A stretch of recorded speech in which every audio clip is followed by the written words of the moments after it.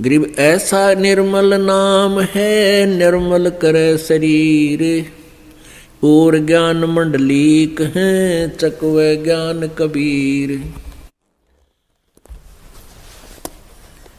ऐसा निर्मल नाम है और निर्मल करे शरीर, और ज्ञान मंडलीक है, और चकवे ज्ञान कबीर। एक ऐसा मंत्र है, ऐसा नाम है जो हमारे पाप कर्मों को समाप्त करके हमारे शरीर को, आत्मा को, सूक्ष्म शरीर को निर्मल कर देता है। अन्य ज्ञान जो आज तक आप सुना करते थे, वेदों का, गीता जी का, कुरान और पुराण का, ये एक मंडलीक है। मंडलीक माने अक्षेत्रीय ज्ञान है, ये कुछ सीमित ज्ञान है। और चकवे ज्ञान कबीर, चक्रवर्ती ऑलराउंड ज्ञान जो है वो परमेश्वर कबीर जी द्वारा दिया गया अध्यात्म ज्ञान है। ऐसा निर्मल नाम है ये, निर्मल करे शरीर, और ज्ञान मंडलीक है, मंडलीक डिविजनल, और चकवे ज्ञान कबीर। कबीर परमेश्वर जी द्वारा दिया गया वो सच्चिदानंद घन ब्रह्म की वाणी में, कबीर वाणी में जो ज्ञान है वो चक्रवर्ती ज्ञान है, ऑल राउंड ज्ञान है, और ऑल ज्ञान है। जैसे गीता जी अध्याय नंबर 4 के श्लोक नंबर 32 में कहा है कि जो 25 से लेकर 31 तक साधनाओं का जो वर्णन किया गया है, इससे भी और अन्य साधनाएं विशेष विस्तार के साथ सच्चिदानंद घन ब्रह्म की वाणी में, ब्रह्मणे मुखे सच्चिदानंद घन ब्रह्म की वाणी में विस्तार से कही गई है। और उनको तू कर्मों से यानी काम करते करते, हठ योग नहीं, अपनी क्रियाओं से करने से वो सफल होती हैं, संपन्न होती हैं, और फिर वो तो सभी कर्मों से मुक्त हो जाता है। उस ज्ञान को जो सच्चिदानंद घन ब्रह्म की वाणी में है, चौथे अध्याय के 34वें श्लोक में कहा कि उस ज्ञान को तू तत्वदर्शी संतों के पास जाकर समझ, उनसे सुन। इससे सिद्ध है कि गीता जी का ज्ञान भी डिविजनल है, मंडलीक है, ओवरऑल ज्ञान नहीं है, कंप्लीट नॉलेज नहीं है। इसी प्रकार यजुर्वेद अध्याय नंबर 40 के श्लोक नंबर 10 से लेकर 13 तक तत्वदर्शी संत से ही जानकारी प्राप्त करने के लिए कहा गया है कि वही कंप्लीट नॉलेज आपको बताएगा। इससे सीधा है कि वेदों का ज्ञान भी इनकम्प्लीट है, डिविजनल है, ये ऑल राउंड नहीं है।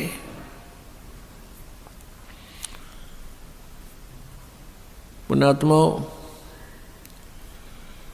परमेश्वर कबीर वो पूर्ण परमात्मा है जिसके विषय में चारों वेद भी गुणगान करते हैं, उनकी लीलाओं का विस्तार से विवरण देते हैं। परमेश्वर जी ने 600 वर्ष पहले अपनी प्यारी आत्मा धर्मदास जी से कहा था कि वेद मेरा भेद है, पर मैं ना वेदन के माही, और जौन वेद से मैं मिलूं ये वेद जानते नहीं। मैं इन चारों वेदों में नहीं हूँ, अर्थात मुझे पाने की विधि इन चारों वेदों में नहीं है।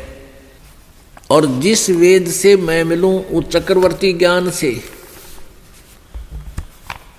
वो वेद जानते नहीं। वेदों में भी लास्ट में ये लिख दिया जाता है, नेति नेति नेति। नेति का अर्थ है न इति न इति न इति।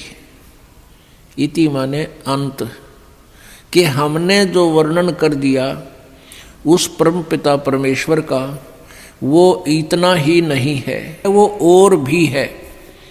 उसके विषय में तत्वदर्शी संतों से ही पूछो, वो बताएंगे। तो यहाँ उसके विषय में बताया है कि ऐसा निर्मल नाम है, निर्मल करे शरीर, और ज्ञान मंडलीक है ये चकवे ज्ञान कबीर। जैसे अभी बताया, कोट गऊ जय दान दे कोट जग जो नारे, और कोट गज कर दाने, गज माने हाथी, और कोटि अश्व विपरों दिए मिटे न खेचा ताने। यानी जो साधनाएं जो क्रियाएं आप जी कर रहे हो, इससे जन्म और मृत्यु का ये दीर्घ रोग नहीं समाप्त हो सकता। जैसे गौ दान देते हैं किसी ब्राह्मण गुरु को, तो उससे क्या लाभ होगा? मोक्ष नहीं, दान का फल अलग से मिलता है। जब तक आप जी को यथार्थ नाम, सतनाम, सच्चा नाम और सार नाम नहीं मिलेगा, आपका ये जन्म मृत्यु का रोग नहीं समाप्त होगा। जैसे पांचों यज्ञ भी करते हैं, लेकिन इकट्ठी नहीं करते, वो उनको ज्ञान नहीं है। एक यज्ञ है धर्म की, दूसरी यज्ञ है ध्यान, तीसरी यज्ञ हवन की, चौथी यज्ञ प्रणाम, और पांचवी यज्ञ है ज्ञान की। इनमें से कोई तो धर्म यज्ञ करता है, जैसे किसी का लड़का हो गया गणेश जन्म में और गांव जमा दिया, हो गया धर्म भंडारा। कोई केवल हवन यज्ञ ही करता है, स्वाहा स्वाहा, बस हो गया, होगी भक्ति। और कोई मेडिटेशन लगाता सुबह शाम, परमात्मा कहते हैं झूठा ज्ञान। और ध्यान कहाँ लाओ? थारा ज्ञान न नकली है, फिर ध्यान क्या पर लगा रहे हो तुम? ये वाद विदा चतुराई, ये तो दुनिया को मूर्ख बना रहे हो तुम। और यदि ध्यान अभ्यास करते हैं हठ योग से, तो वो तप बन जाता है। तप से राज्य प्राप्त होता है। राज्य प्राप्त करके ये प्राणी निरे पाप इकट्ठे करता है। अगले जन्म में वो फिर 84 लाख योनियों में और नरक में दुख उठाता है। कहते हैं शास्त्रों में लिखा कि तपेश्वरी सो राजेश्वरी। तपेश्वर यानी जो घना तप करता है वो ज्यादा समय तक राज्य करता है, और तपेश्वरी सो राजेश्वरी, राजेश्वरी सो नरकेश्वरी। और जितना घना राज करेगा वो घने दिनों तक, ज्यादा दिनों तक नरक में ठोका जाएगा, उतना ही ज्यादा उसका नरक तैयार होगा। किन राजाओं का जो भगवान से डरने वाले नहीं, यथार्थ भक्ति नहीं करते। यदि भगवान से डरने वाला राजा हो और सत साधना करे, और फिर वो अपने राजकाज में किसी को सतावा नहीं, दंड नाजायज दे नहीं, तो उस राजा पे भार नहीं बनता, क्योंकि वो भगवान से डरने वाला होता है, वो अन्याय अत्याचार नहीं कर सकता। तो क्या बताते हैं? तपेश्वरी सो राजेश्वरी। तपेश्वर माने जो घना तप करने वाला, सबसे मुखिया, उतना ही ज्यादा शासन करेगा, उतना ही ज्यादा उसको राज्य होगा। और जितना राजेश्वरी, जो घना राज करेगा, उतना ही नरकेश्वरी, वो नरक में जाएगा। प्रियव्रत नाम का एक व्यक्ति था, उसने बहुत वर्षों तक तप किया, हजारों वर्षों तक। सदग्रंथों में लिखा उसने 11 अरब वर्ष तक तप किया, और फिर 11 अरब वर्ष तक ही उसको राज्य मिला। आप इस चक्कर में ना पड़ियो कि भाई 11 अरब वर्ष तक कैसे जीव आदमी। ये परमात्मा का जो अध्यात्म ज्ञान है, ये जीव की पहुंच से बाहर है। आप ये सोच ले कि उसने काफी वर्षों तक राज किया, तप किया, फिर तप से उतने वर्षों तक राज किया, तो फिर उसको यम के दूत आए लेने के लिए, पार्षद आए लेने के लिए कहा कि प्रियव्रत चलो तेरा समय पूरा हो गया। अब वो राजा कहता है कि पार्षदों मुझे कुछ समय और जीने दो, कुछ समय और रहने दो, मुझे कुछ श्वास और ले लेने दो। देवदूतों ने कहा कि खबरदार, जब और एक भी सांस लिया तो तेरे लिए अलाउड नहीं रहा। उसी समय शरीर से खींच लिया, बाहर निकाल लिया और लेकर चल पड़े। धर्मराज के दरबार में जाकर धर्मराज ने पूछा कि भाई कुछ कमा के लाया कि खाली आया? वहां जाके प्रिय व्रत को पता लग गया था कि मनुष्य जीवन जिस उद्देश्य से मिला था वो काम बना को नहीं। कहने लगा जी खाली आया और कहा मुझे कुछ समय और दे दो, मैं भक्ति करूंगा, बकवाद नहीं करूंगा। अब धर्मराज ने कहा भाई मैं तो सत का राज करूं हूं, जिसा जिसने किया उसा फल देता हूं, मैं ना घटा सकूं ना बढ़ा सकूं, ना तो फिर दोबारा मनुष्य जीवन नहीं दे सकता। तने 11 अरब वर्ष तक तप कराया था, इतना इतना राज कर लिया। और ये जो भक्ति करनी थी इसमें कोई सांस भगवान के नाम पर तने लाया को नहीं। अब नरक में जा बेटा, ठोक दिया ठाके, वहां कोई ना सुनता। एक तपस्वी था, उसने एक शिला पर बैठकर, पत्थर पर बैठकर काफी वर्षों तक तप किया। तप करके जब वो वापस दरबार में आया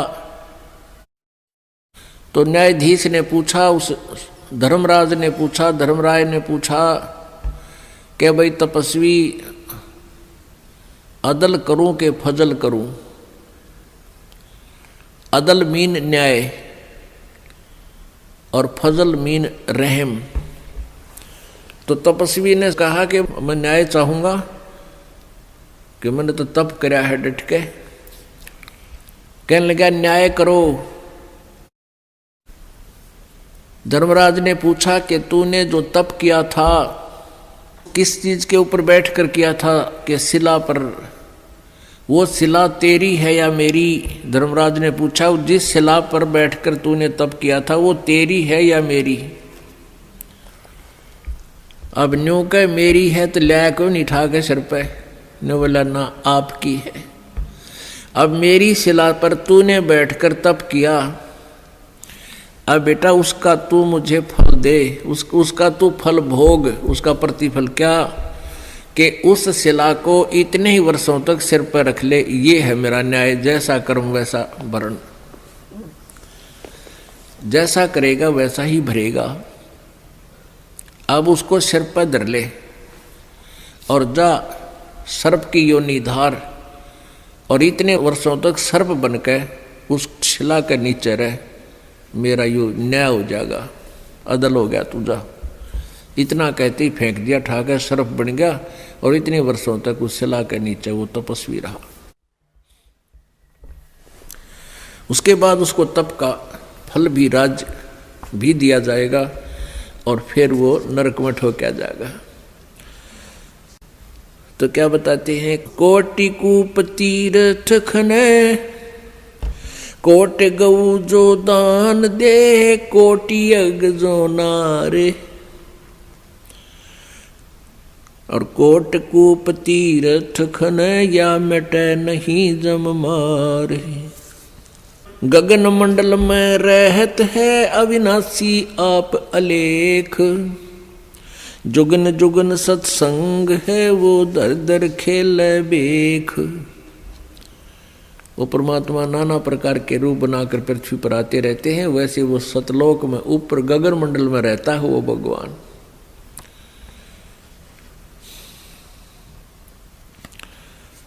और यही वेद बताते हैं। ऋग्वेद मंडल नंबर 9 सूक्त नंबर 86 मंत्र नंबर 26 और 27 में, ऋग्वेद के ही मंडल नंबर 9 सूक्त नंबर 1, 2, 3 और मंडल नंबर 20 मंत्र 1, मंडल नंबर 9 सूक्त नंबर 96 के 16 से 20 में ये स्पष्ट किया हुआ है कि वो पूर्ण परमात्मा कबीर देव सतलोक में रहता है, एक तीसरे धाम में विराजमान है, वहाँ रहता है। वहाँ से गति करके नीचे आता है, अपनी प्यारी आत्माओं को ज्ञान देने के उद्देश्य से वहाँ प्रकट होता है, उनको प्राप्त होता है, फिर ज्ञान बताता है।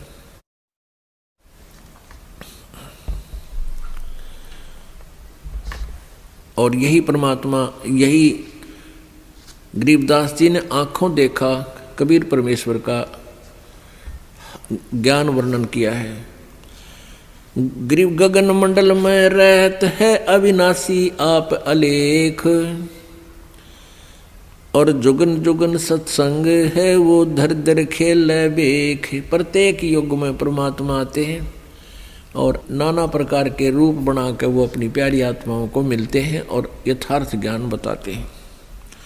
निज नाम बिना निपजय नहीं, जप तप कर है कोटे। 184 त्यार है के मुंड मुंडाया गोटे। ये कई प्रकार के ऋषि शर भी मुंडवा लेते हैं, दाढ़ी मूछ भी खूब मंडवा के नौकती कोरा कचकोला कटवा लेते हैं।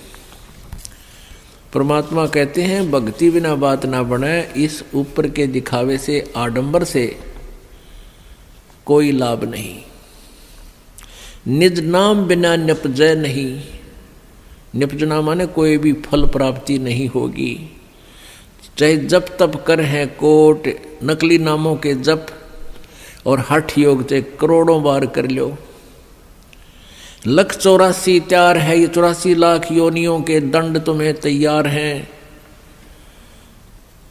और के मुंड मुंडा लिया गोट।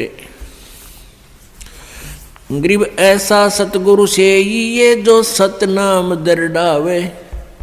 बर्मी गुरुआ मत मिलो जो मूल भी गंवावे। ऐसा सतगुरु मिला जो सतनाम पर दृढ़ करे कि यही भक्ति है और भक्ति नहीं करना। और ये भरमी गुरुआ ना मिलो जो आपके मूल जीवन को, मनुष्य जीवन को बर्बाद करवाता है। गरीब पंडित कोटि अनंत हैं, ये वक्ता कोटि अनंत है। श्रोता कोटि अनंत है, पर बिरले साधु संत। परमात्मा कहते हैं कि संस्कृत के जानने वाले पंडित विद्वान बहुत मिल जाएंगे और लतीफेदार कथा सुनाने वाले वक्ता भी बहुत मिल जाएंगे। उनके पास श्रोताओं भी लाखों की संख्या में मिल जाएंगे, लेकिन बिरले साधु संत जो सत साधना करते हैं वो साधु कहलाते हैं। कहते हैं वो बहुत कम मिलेंगे, बिरला ही पाओगा कोई जिसको सत्य ज्ञान हो। जिन मिलते हैं सुख उपजय और मिटते कोटि उपादे। भवन चतुर्दश ढूंढियो वो परम स्नेही साधे। राम सरीखे साधु हैं, ये साध सरीखे राम। सतगुरु को सजदा करूं जिन दिन्या निज नाम। कहते हैं संत तो बहुत हैं और छोटी मोटी सिद्धि शक्ति दिखा करके आप जी को वो प्रभावित भी कर लेंगे। आप जी उनको भगवान भी मान लोगे। लेकिन कहते हैं सतगुरु के सिजदा करूं, सतगुरु के सिजदा करूं। ओह जिन दीन्या निज नाम। कहते वो बलिहारी हूँ उस गुरुदेव पर जिसने यथार्थ मंत्र हमें दे दिया।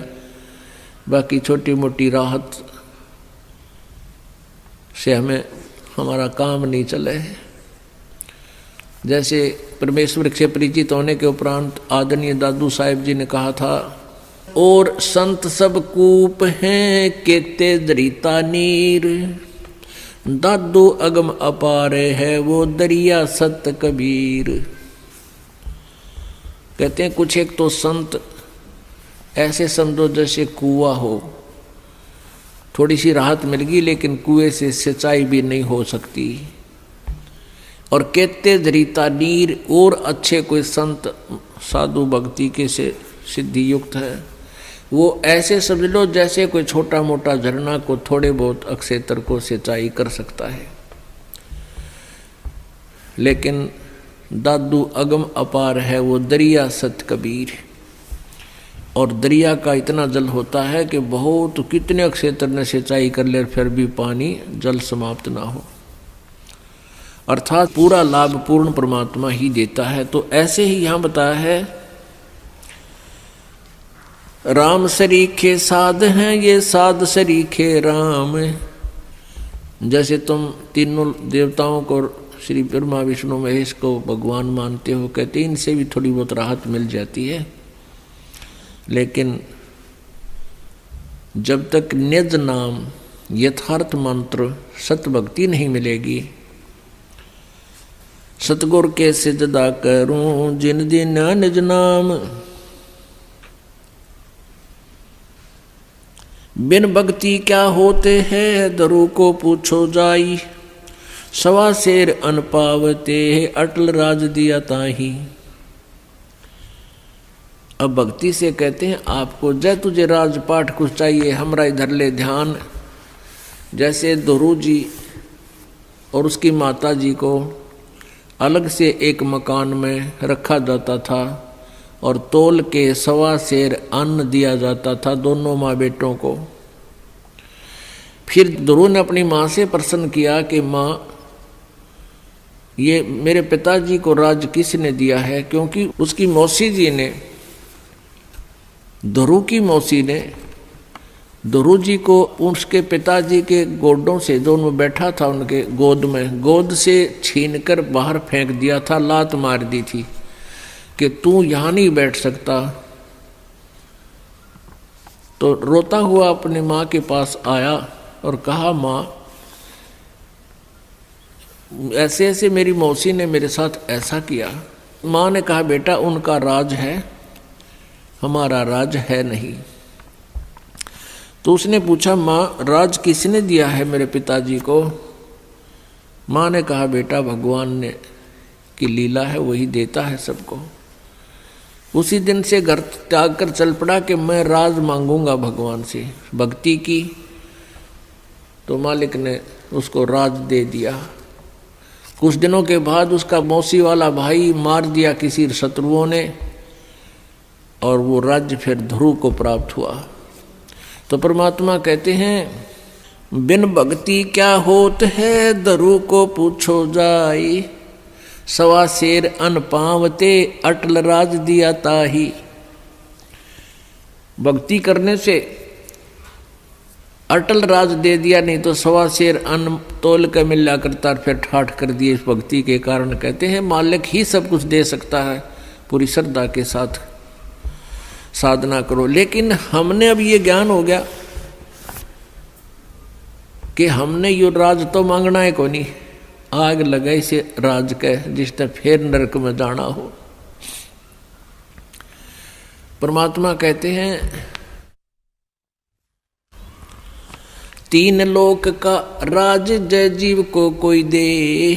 लाख बधाई क्या करे जय नहीं सतनाम से ने।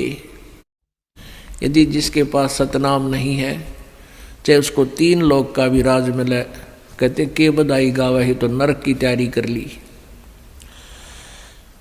बिन भक्ति क्या होत है भावे काशी क्रोत ले।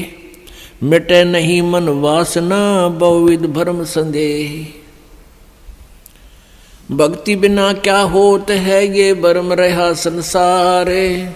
रति कंचन पाया नहीं रावण चलती बारे। ओह परमात्मा कहते हैं बंदी छोड़ कबीर जी, और उन्हीं से प्राप्त ज्ञान को गरीबदास जी बता रहे हैं कि भक्ति बिना क्या होता है यो भटक रहा संसार। और रति कंचन 1 ग्राम सोना भी नहीं प्राप्त हुआ, रावण चलती बार। सर्व सोने की लंका थी वह रावण से रणधीरम। एक पलक में राज बिराजी जम के पड़े जंजीरम। सारी सोने की लंका बना रखा था, महल सोने की, जैसे हम गारा की ईंट बनाते हैं ऐसे सोने की ईंटें बना बना कर उसने महल बना रखे थे। ओए होए, लेकिन सत भक्ति की नहीं। भक्ति तो की उसने तमोगुण भगवान शिव की, लेकिन पूर्ण परमात्मा की परम अक्षर ब्रह्म की साधना नहीं की। उसके विषय में कह रहे हैं कि सत भक्ति बिना क्या होता है ये भरम रहा संसार। और रति कंचन, रति माने 100 ग्राम भी। रति कंचन, कंचन मीन सोना, श्रवण, गोल्ड। रति कंचन पाया नहीं रावण चलती बार। जाते समय 1 ग्राम भी सोना लेकर नहीं गया और फिर नरक में ठोका गया। गरीब धना भगत की धोन लगी, बीज दिया जिंदाने। सूखा खेत हरा हुआ काकर बोई जाने। अपने आत्मा परमात्मा से जो अनहोनी होती है और हुई हैं, अब भी हो रही हैं, ये उन्हीं को होती हैं जो सत भक्ति करते हैं, परम संत की शरण में रहते हैं और सच्ची लगन से साधना करते हैं। और पूर्ण परमात्मा कबीर देव ही सबकी, जैसी कोई भी कोई भक्ति साधना कर रहा है उसकी लाज वही रखता है।